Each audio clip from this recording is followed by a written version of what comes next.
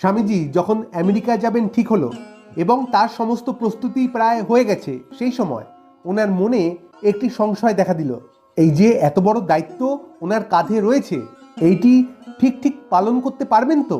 সমগ্র বিশ্বের সামনে হিন্দু ধর্মকে, বা বলা ভালো নিজের দেশকে ঠিক ঠিকভাবে উপস্থাপন করতে পারবেন তো? এবং এই সংশয় দেখা দেওয়ার সাথে সাথেই তিনি চিঠি লিখলেন মা শারদাকে।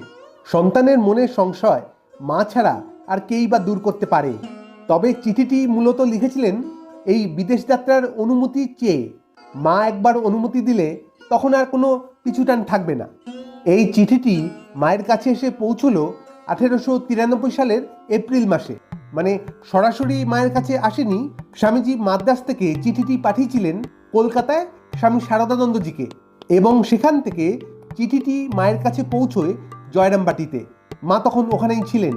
কিন্তু স্বামীজির এই বিদেশ যাত্রাটি নিয়ে মায়ের মনেও সংশয় ছিল, একটা দ্বিধা ছিল, এবং এই দ্বিধাটি জগন্মাতা এবং আপন মা এই দুই সত্তার মধ্যে।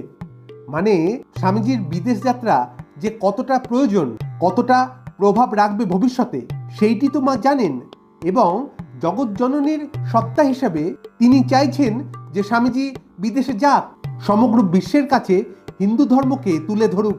আবার আরেক দিকে তিনি তো মা, তো বিদেশে গেলে স্বামীজির ঠিকমতো খাওয়া হবে না, থাকা হবে না, মানে একটা অনিশ্চিত জীবন। এবং তখন তো বিদেশে যাওয়া এখনকার মতন এত সুযোগ সুবিধা ছিল না। তখন কালাপানি পার হওয়া মানে একটা অনিশ্চিত জগতের মধ্যে প্রবেশ করা। সেখান থেকে তিনি আদৌ ফিরবেন কিনা তা কেউ জানে না।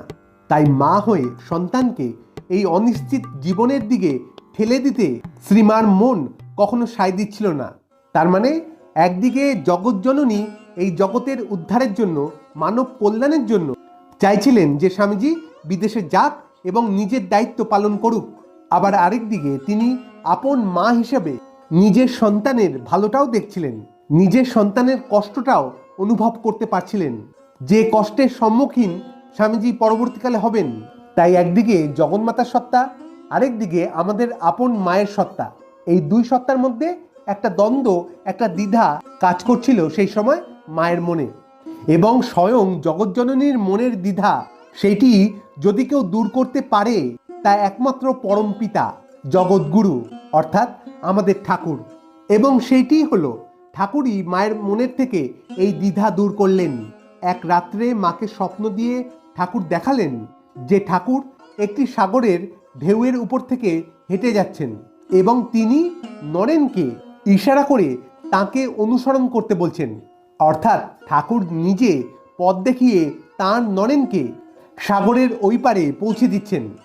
এ থেকে মা বুঝেছিলেন যে ঠাকুরও চাইছেন স্বামীজি সমুদ্র পেরিয়ে বিদেশে যাক। তখন মা চিঠি লিখে স্বামীজিকে অনুমতি দিলেন।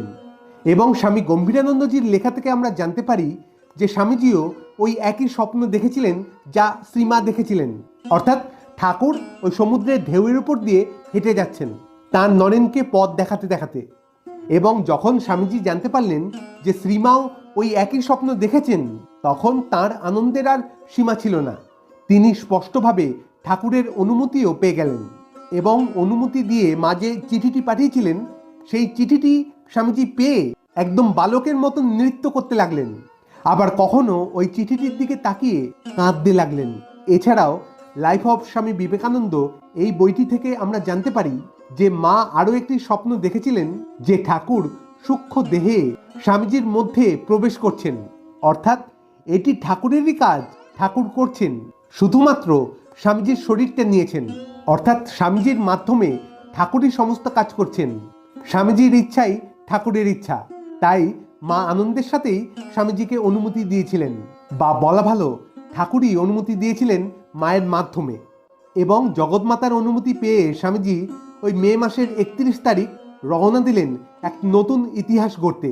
এবং তারপর আমরা পেলাম বিশ্বজয়ী স্বামী বিবেকানন্দকে। আজ এটুকুই। আবার দেখা হবে অন্য কোনো ভিডিওতে। ভালো থাকবেন, সুস্থ থাকবেন। ধন্যবাদ। জয় ঠাকুর, জয় মা, জয় স্বামীজি।